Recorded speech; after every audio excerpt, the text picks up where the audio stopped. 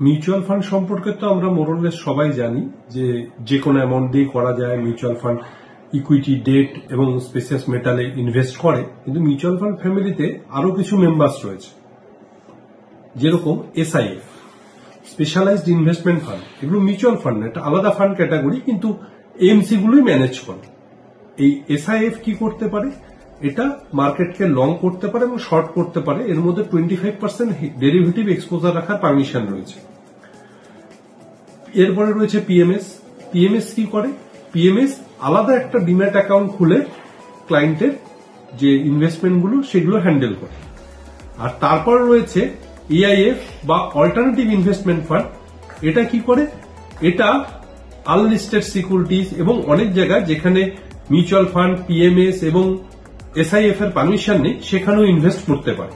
Mutual fund যেমন যে কোনো অ্যামাউন্ট দিয়ে করা যায়, এসআইএফ এর ক্ষেত্রে মিনিমাম অ্যামাউন্ট থাকে 10 লাখ, পিএমএস এর ক্ষেত্রে 50 লাখ আর এআইএফ এর ক্ষেত্রে 1 crore।